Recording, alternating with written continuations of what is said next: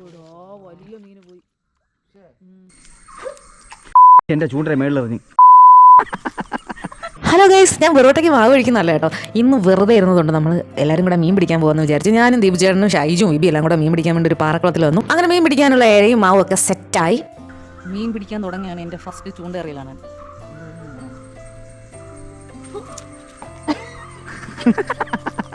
മീൻ പിടുത്തക്കാരനെ ബിബി പറഞ്ഞിരിക്കുന്നതാണ്, നമ്മൾ മീൻ പിടിക്കുമ്പോൾ സൗണ്ട് ഉണ്ടാക്കാൻ പാടില്ല. അത് കേട്ടോ മീൻ വരൂല. നീ എന്നെ വെള്ളത്തിൽ പോകുന്ന തോന്നുന്നു. ഇങ്ങോട്ട് പോ. എന്നെ കണ്ടുകൊടുന്നു. കാണാം കാണാം. എന്റെ ചൂണ്ടയുടെ മേളിലെറിഞ്ഞു. അത് ഓക്കെ, അത് കിടക്കണം, അങ്ങനെ കിടക്കണം.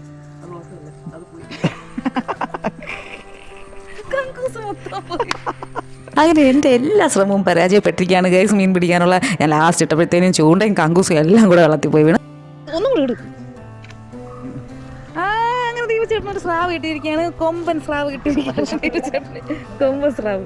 നമ്മൾ ഷൈജും ദീപചേട്ടനും കൂടെ മാറി മാറി മത്സരിച്ച് മീൻ പിടിക്കുകയാണ്. പക്ഷേ ഒരു വലിയ മീൻ പോലും കിട്ടിയില്ല കേട്ടോ. എല്ലാം കുഞ്ഞു കുഞ്ഞു മീനുകളായിരുന്നു. ഞാനും വിബി വന്നത് വെറും വേസ്റ്റാണ്. വിബി ഭയങ്കര വലിയ ചൂണ്ടയൊക്കെ കൊണ്ടാണ് വന്നത്, വെറും വേസ്റ്റാണ്. അങ്ങനെ ഇപ്പോൾ നാളെ ഒരു കുരങ്ങ വന്ന് നമ്മൾ മീൻ പിടിക്കുന്നത് നോക്കി കാണാൻ വേണ്ടിയിട്ട്. അങ്ങനെ അതൊക്കെ കഴിഞ്ഞ് കുറേ കഴിഞ്ഞപ്പോഴത്തേനും നീർക്കോലി, 2 നീർക്കോലികൾ നമ്മളെ മീനെടുക്കാവുന്ന ആകെ കുറേ നെത്തോലികളെ കിട്ടിയുള്ളൂ. അതിനിടയ്ക്ക് അതും അടിച്ചു മാറ്റിക്കൊണ്ട് പോകാൻ വേണ്ടി 2 നീർക്കോലികൾ വന്നു. ഒരു നീർക്കോലിയെ വിബി അങ്ങ് അടിച്ചു കൊന്നു.